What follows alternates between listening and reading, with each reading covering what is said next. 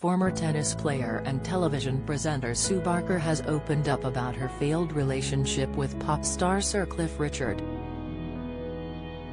The pair met after Sir Cliff made contact with Sue after spotting Shadows bandmates Hank Marvine and Brian Bennett celebrating with her after a tennis tournament win in Brighton in 1981. In the phone call, Cliff invited her to attend a forthcoming concert by the band, and after spending a really nice night at the Hammersmith Odeon, Sue flew out to Japan. When we arrived at the hotel in Tokyo, there was a telegram from Cliff, wishing me all the best in my matches and hoping to see me again. So I knew he was keen, Sue writes in her new book, revealed by Mail Online. From Tokyo, I flew on to Australia and then to the United States.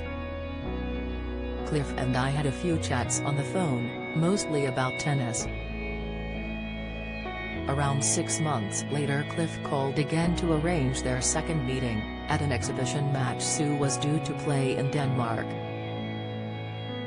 After spending further time together at Wimbledon, Sue revealed that the press picked up on their developing friendship and went crazy, attention which she hated.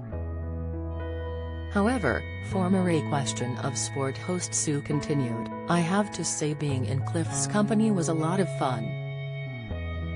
He got on well with my family and friends.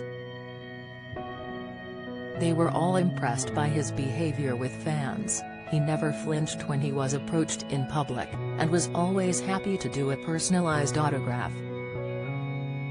My parents, however, were wary.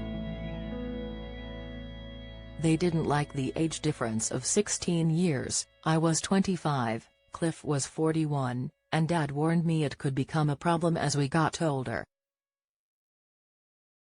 By the summer of 1982, Sue was troubled by a knee injury that had resulted in a poor performance at Wimbledon. Forced to miss the US Open, she remained at her Wimbledon flat with Jill, who she explained was dating Cliff's housemate Bill Latham and using the flat while the pair went on a 2-week guys' holiday to Spain or to Cliff's house in Portugal. It was during this time that the relationship cooled, however, with Sue writing that Cliff got one of his friends to call Sue to break off the relationship. After she had overcome the anger and upset caused by the breakup, some time later Cliff offered an olive branch out of the blue, with Sue revealing that he said he missed me before the pair began going out for dinner again. However, after a brief period in which Sue hoped something might be rekindled, she soon became aware that they were only ever going to be friends. Another year passed in which the press continued to paint them as a couple. Sue said their meetings became much less frequent. As life went on, she became upset as Cliff continued harping on about her in interviews, with lines such as "I didn't love her enough to propose."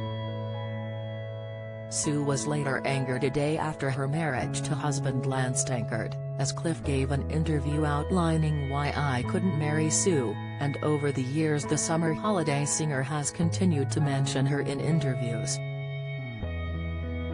Closing the chapter, Sue said it looked silly that he was still even discussing the relationship that was effectively not much more than friendship, and that, in hindsight, she wouldn't have gone near the singer if she'd known it would still be a talking point for decades on.